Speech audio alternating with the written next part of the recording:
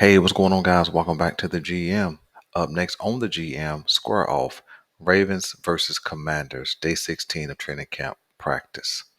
Do me a quick favor, hit like, also hit subscribe if you are watching the channel for the first time, and hit the notification bell so that you get updates when we upload new content. Let's go.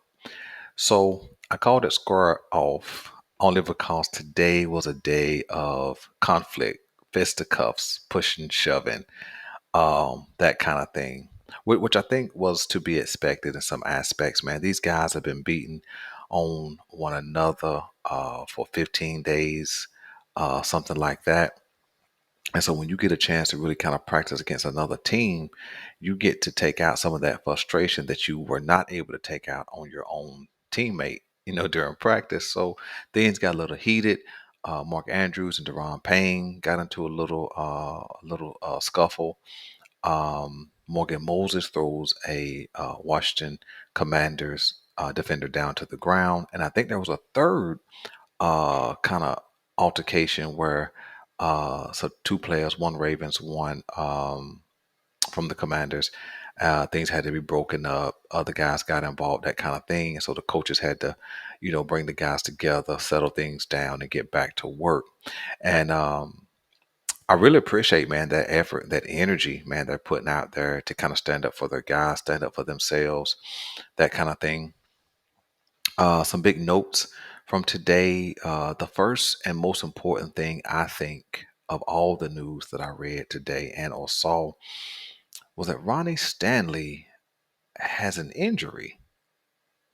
And I don't know when that happened. I don't remember Ronnie Stanley playing in Saturday's game. If anybody remembers Ronnie Stanley playing, by all means, let me know. But I was under the impression that he would not take the field this past Saturday. The Ravens practiced on yesterday. I don't think he practiced yesterday, so I'm not 100% sure when Ronnie Stanley got hurt. But here we are again, less than a month away from the season, and Ronnie Stanley has an injury concern. And so hopefully it's something minor, but at this point in Ronnie Stanley's career, you just never know. But Patrick McCarry stepped into his role and filled in nicely.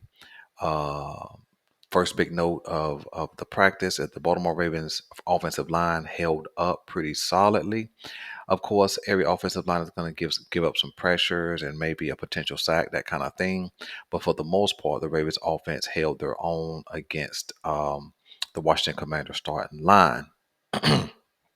For actual plays or playmaking, Lamar Jackson was pretty sharp for the most part.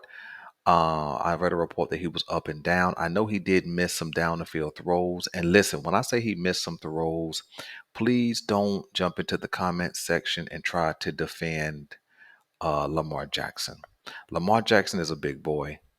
Uh, he's a professional. And if you ask Lamar Jackson himself, he would say there are some things he needs to tighten up on. There are some things he needs to improve on. And so when we see missed throws or read about missed throws, we have to own that at this point. You know what I'm saying? The Baltimore Ravens didn't give him his money um, to keep him shielded from any type of correction or media criticism, And so I think that has been one part of Lamar Jackson's game that he has needed to tighten up on. And we've seen a couple of different instances of that during this training camp. And so, from what I read and a couple of plays that I saw, he did miss um, Mark Andrews down the middle. He did miss Zay Flowers, although that could have been chalked up to Zay Flowers not tracking the ball. But I think that goes hand in hand. Ball placement accuracy goes into a player's ability to locate that ball when they're going downfield. And then he did underthrow Odell Beckham, which turned into a completion. And so that's one area I hope that Lamar Jackson can tighten up on as we get ready to go into week two of the preseason is that deep ball accuracy. Because I think if we can get that part of the game um, up a notch. I'm not saying exponential leaps and bounds, but I'm just saying just up a notch. I think that the offense is going to be even more explosive. But other than that, other than some missed throws, he was pretty sharp. Hit Justice Hill for a big play on a wheel route. Hit Odell Beckham for a big play. Hit Mark Andrews. Hit Zay Flowers. So all the guys that we expect to ball out this year, they all showed up. So that's pretty cool. Zay Flowers here again, like I've repeatedly said, he's uncoverable at this point. Just elite quickness, elite stop and start, elite route running, elite hands. And just like he was leaving the Baltimore Ravens defenders in the dust, he also was leaving the Washington Commanders defenders in the dust. He is just uncoverable.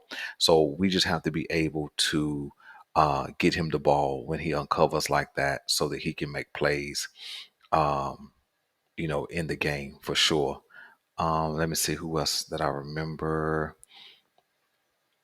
Um, that's about all I can really think. I don't remember any other big names other than the major guys, Zay, Odell, Mark Andrews, Lamar. If we jump over to the defense side of the ball, the defense held up pretty well as it pertains to giving up any kind of deep passes. They give up like a 15-yard completion, and then Jacoby Brissett completed a big play downfield.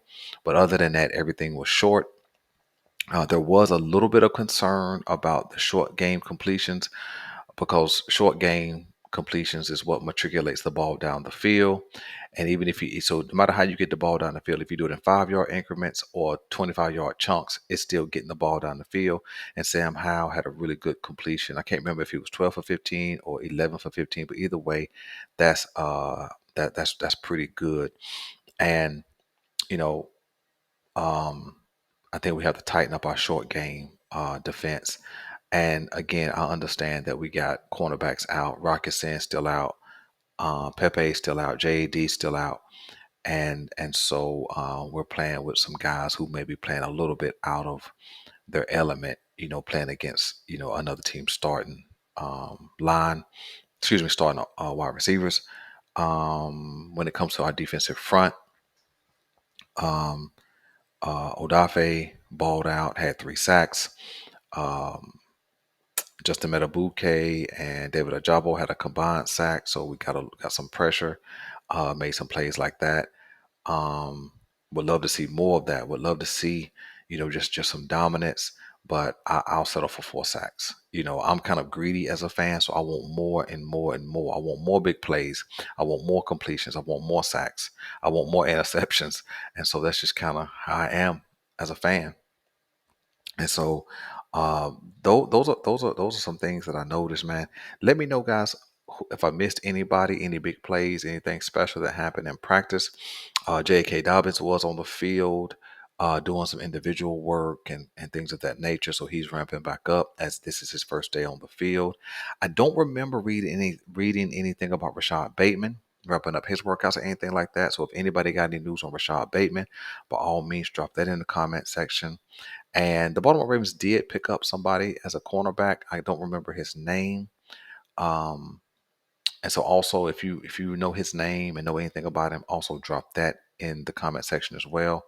Um, so stay tuned, man. There is a guy I want to talk about who just kind of continues to show up, um, making plays over the last week or so, and I wanna highlight him in another video individually. So stay tuned for that, man. I'm your guy Boulanger. This is the GM, and we're out.